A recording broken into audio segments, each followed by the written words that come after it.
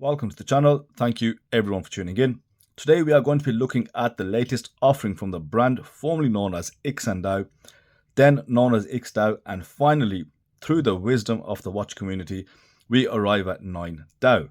Well, whatever they're actually called, they are definitely someone to keep an eye on. Earlier this year, they produced what can arguably be called their best finished watch ever on AliExpress, and that's something I believe. And they came out of nowhere with the Serica homage and have continued to push and provide high quality watches. Which brings us to their latest model, the JD X02T, to me and you a bronze Pelagos homage.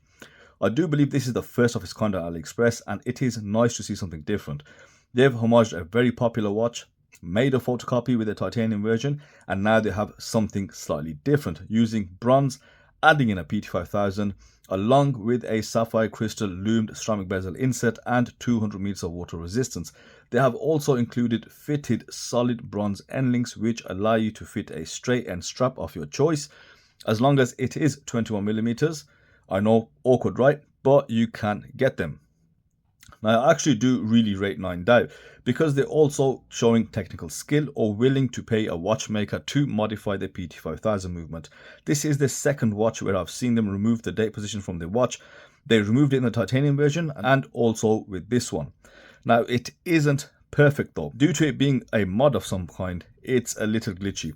But if you do firmly pull the crown out after unscrewing it, it will go straight to the hacking position. And this is something they are ahead in. And so many of the brands are okay with ghost positions. And with the addition of the end link, it just goes to show their attention to detail and willingness to go that extra mile. Now let's get into the watch. Dimensions wise, this is very compact. It's 39 millimeters at the case, 40 millimeters at the bezel, 11.5 millimeters thick, and just 46.5 millimeters at the lug to lug, with a, as I mentioned, 21 millimeter lug width. Now the very compact lug to lug should please all the smaller wristed guys, but that 40 millimeter at the bezel should also please people with the bigger wrists. They also offer some really nice colorways. I have the Fume Blue. They offer a Fume Green, a brown dial variant with a choice of the chunky hour markers, or a cross between a California dial with the use of kanji characters, which looks really good. But I loved the vibrancy of this blue dial, and I also love Fume dials. Now this blue dial is very rich and vibrant in color. It also features the 9DAO text and logo below the 12, but it isn't applied nor is it printed. It looks to be pressed into the dial, and that means you get a very crisp finishing even on the smaller font or very intricate logos. You also have thick 3D applied hour markers made up of that Fortina loom, snowflake handset finished with brushed bronze with perfect length and proportions, and they have also added in a chapter ring, which does add an element of variation which is very difficult to control. And in this instance, the chapter ring is slightly misaligned to the left of the 12 o'clock marker, only very slightly, but it is noticeable because the bezel insert lines up perfectly at 12. This may be present on all models, or it may vary on some examples only, which kind of makes it worse as there isn't any consistency. However, you still get a high quality dial, and you also get amazing loom, loads of it from the hour markers, with a great match in intensity from the handset and the bonus of a loomed bezel insert. And 9DAO have yet to fail us when it comes to awesome loom. The bezel does have a coin edge design. It's very easy to grip, and it features a 60 click unidirectional bezel. Yes, quite possibly dated, but of course it is still functional. It has a nice smooth glide and positive clicks, no bounce or excessive play.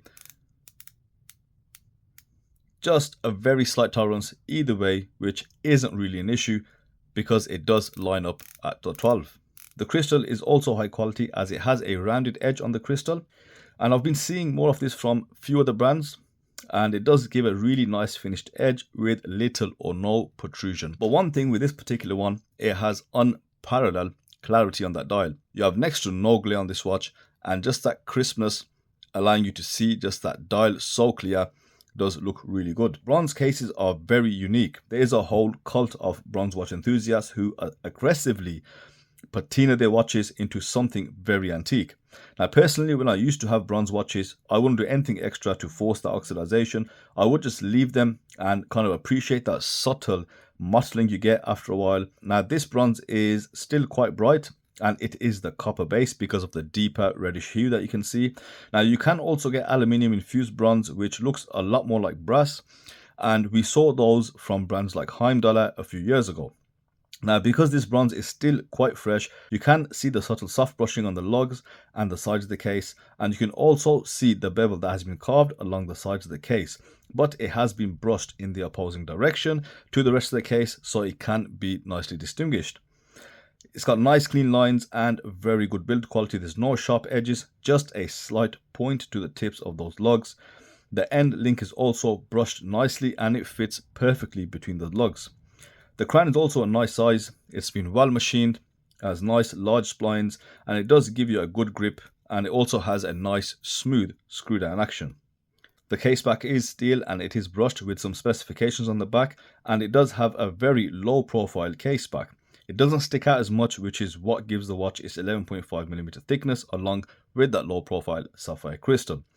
Now moving on to the strap does have quick release bars, and once you remove it, the end links are removable. You can either choose to insert another strap or just remove them and then go with something else. Now while this may not be a strap monster, I think with the right strap choice, it can look very impressive. Now on wrist, it does wear quite well. It's light and proportioned. The leather strap provided is of high quality. It's a little thick too, and therefore it does need some time to wear in. It also has a fine grain on the top leather with cream stitching and a really well made bronze buckle. The buckle is easily removed, so you can retrofit it to another strap of your choice. Overall, the watch is really well made. I'm impressed by the dial colors and quality, the modified PT5000 and the bronze end links as well as the overall build. Now obviously it does have a misaligned chapter ring, but that all depends on you. Some people can't unsee it and it's a deal breaker for some.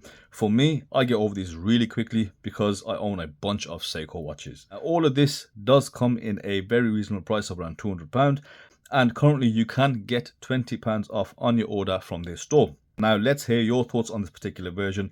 Let me know below. As always, thank you for watching, and I will see you on the next video.